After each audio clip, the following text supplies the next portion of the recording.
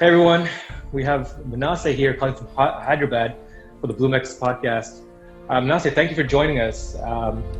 Really looking forward to talking to you and chatting more about how you're bringing AI into healthcare. You're still in school right now, you're 21, and you decided to start a startup. Have you had any business before? Is it your first company? Was the one point in my life where I felt like, have to create a platform for my own self to actually put out and set out my idea into the market. And that's why I decided to start a company. And this happened in 1 year. Yeah. So I would say on a general perspective, being an entrepreneur is someone who looks at a problem and finds solution and makes it business. That's how I look at an entrepreneur to be. Knowledge is something which comes to practice. Like the moment you implement it in real life, it makes more sense. Then I looked at few problems which I was encountering in my day-to-day lives, in my own world. And I felt like, AI is a platform which can leverage any industry to make a great transformational digital drift in that particular industry. Problems, because we felt like healthcare is a very biased industry where you have societies which are augmented into that industry. You have commonalities where common people enter healthcare, and you have big dudes who can offer sophisticated big line technologies for their health in big medical institutions. So we thought we have to collaborate all these things to fit into one platform. And then people look at AI as a movie sequence from Terminator, like Skynet. They're very much very insecure about it replaces doctors, it steals their chairs. But AI is just a tool which can accelerate solutions, accelerate technologies to somehow make them adapt to a much more faster pace in their diagnosis process. It's not like Skynet where it overtakes human population. That's not it. So we wanted hospitals to adapt to AI in terms of disease prediction, automated diagnosis, medical imaging. Consideration just to solve the problem. The company, the startup, is a vehicle to solve the problem that you want to get to, but requires a lot of skills and understanding to kind of formulate. Absolutely. How did you get into the mindset of building companies? As I shared before in my start, I started off my journey as an entrepreneur by just having a name startup. No registration, no corporate license, no company. I just used to call myself a startup with a name. That's how I started. To a juncture where I realized, to enter the market, I need a brand or, sort of like an entity, because I just can't enter the market just as I am. I need a foundation. I need a platform where I can showcase the technology that I'm trying to give to the market, and also the innovations that we're trying to provide. And at that point, it was a very crucial moment for me to take that decision, because being 21, dealing with finances, dealing with government taxes, trying to maintain an entity which has so much of political, industrial, all sorts of things followed up in building that foundation of a company. It was really difficult. A company is which shows who you are. Being Manasseh is one side of it, but with Riverbend Data Solutions, I'm much more as a person, as an entity on one body. And that was the first time when I actually started thinking about keeping a startup. And I would say that was a crucial point where I decided to take the foils and the risks of what I'm going to face in the industry. And I would say it's just a leap of faith that I just took over, starting the company. But I mean, the perception that I have right now for my company was very different from how I started. Once I took, the company and the responsibility of, maintaining an institution, I guess that gave me discipline. That gave me a sense of responsibility. And the whole sense of maintaining a company shaped my entrepreneur perspective about business. And from then, the foundations, the responsibilities, the discipline, the strategies that I had to learn, I started, it's a very steady journey of learning. And I started meeting a lot of people, businessmen who are in the industry, asking them how their journey was in setting up an institution, and the risks which include in having a private limited company. And that's how I started, and learning from them, all sort of business strategies, modeling my business, giving perspective to the business that we're doing, and how to strategize our market, and how to reach out to the market that we have in front of us. And all this was a very steady journey of me learning through my experience. Be a CEO of a company, he told me a lot. And I just said, sir, I don't have plans of, being associated with an ISB, because My startup is my ISB. It's my school of business. It teaches me everything. It teaches me business. It teaches me management skills. It teaches me foundation of being an entrepreneur. It teaches me my strategies. It teaches me every single thing. So my startup is like it's like a seed of baby that I have in front of me, which I evaluated it with the resources that we had, the little resources in our hands to nurture it, to create what it is right now as the Riverbend Data Solutions. So I would say, boiling it down to a bottom line, it's just a very gradual, consistent journey of learning and also understanding how to run a business. So I wouldn't admit as a skill, as something that I had inside me, being an entrepreneur. I just started up a company. It just happened. We are cool right now. I wouldn't admit that, but I would say it was a very consistent journey of learning with the pitfalls and understanding how what it takes to stabilize a business as a company as we move forward in the industry.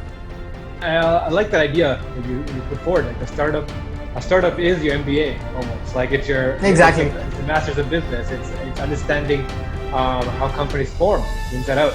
And I like how you said like you developed responsibility and use another word for that. Discipline.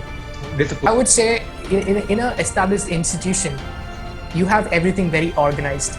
You join as a HR, you do the work of a HR. You join as a CEO, you do the job of a CEO. You join as a content writer, you do the work of a content writer. But me being in my startup, I do everything. I get to do every single thing in my startup. I guess I tell this with a very positive mind, because it taught me a lot of insights from every industry. Right now, I look for a HR. I know what the HR has to be like because I've been in the shoes of being an HR. Right now, I need a content writer. I know what it is to be like a content writer and what I need from him.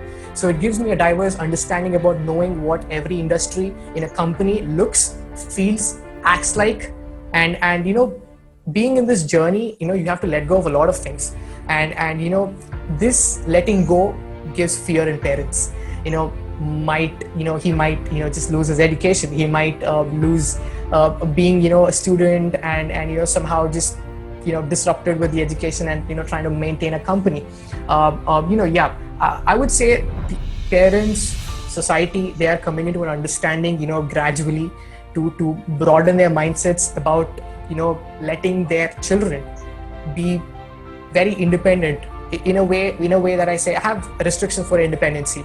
I don't really totally agree to teens and people like me having a very independent life, just living our lives on our own. Guidance is needed from God and parents too, because they are the one who shape us in the first place. And I would say restrictions towards becoming what we want to be is something that they have to let us feel it, because I feel like, as I told you, I was a musician. But if my parents wouldn't have given me an opportunity of becoming an entrepreneur, I would just get stuck of just playing 3 chords on a 6 strings. That's how I used to be.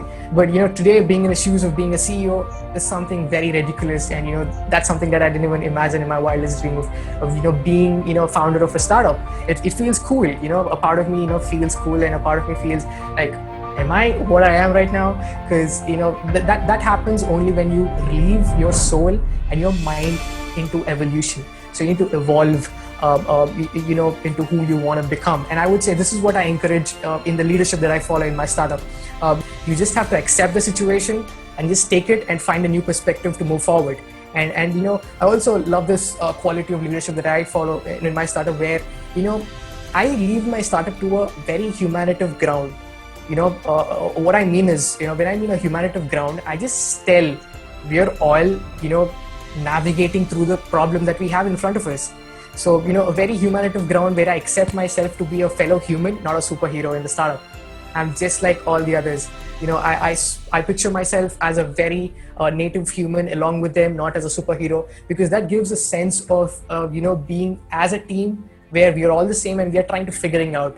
That sense of figuring out gives explorers, rather than creating a bunch of innovators, and they are all cool, but when you're an explorer, you also understand what the native problem that you also have, but many different perspectives to reach and let go of what it is in front of you. So that human native I really love in my leadership, where I just admit myself to be very common, very individual, just like all the others, and I tell my team that we are all one and we are navigating to the problem, and that's what I follow. It doesn't work out. You have to be at the point, you have to hit the targets, and you have to reach the goals that have been set. So So in this journey, it's very much important for every startup founder or CEO or a person who's an entrepreneur to understand the investor founder relationship and know what it is to be like, being under the board of having investors and doing a particular project. And I guess this is a very common area where people fall into, because it becomes a necessity for them to take the project forward. So they just immediately take that chance of having an investor, because they have to finish up the project, or they need some finances. But a lot of people don't look at the other side of it. So the rules, the regulations, and how the corporate world works with an investor and a founder being on the same board. So I would say it is very, very much important for someone to understand that investor-founder relationship to take things forward, because that's a very common pitfall where people fall into, and it takes a lot of time to come out of it. Trust me. People face a lot of issues in the economy going down, but I felt like it gave people a new perspective to work upon new strategies in modeling their business. Because I would say in a ratio of 10%, 6% of people might have really boiled down to just say we're not having any money anymore, we're not gonna have any sort of business in the coming future. But the other percent of the 10, they started working on strategizing their business, and I really appreciate them, because a lot of people, a general perspective, you're a foodie, you don't care what the hell is going on around. If you're a real foodie like me, I really don't care about what situation it is. I just go have food. And till now, I've been to MC kind of like 6 times by now, though my mom restricted me a lot of times. You're a foodie, you have that passion towards food. So that doesn't restrict you from COVID-19 or COVID-22 also.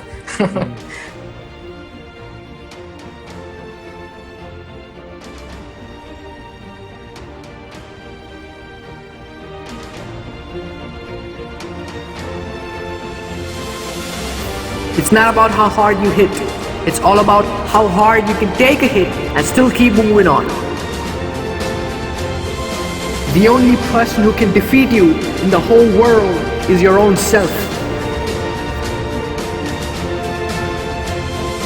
Every second, every minute, every hour, and every day is a fight. You gotta fight. Every day is a battle. You gotta win to become you.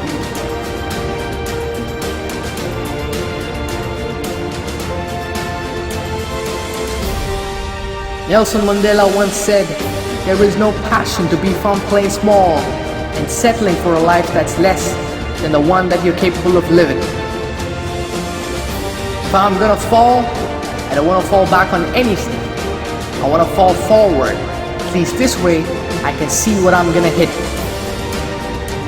What's stopping you? You're too tired? You don't get enough sleep? Don't you have enough energy? Don't you have enough money? Is that what's stopping you right now? Or the thing that's stopping you is you. You have the time, you have the knowledge, you have the skill and the support and the willpower and the discipline to get it done. The fruit of everything in life begins with a challenge.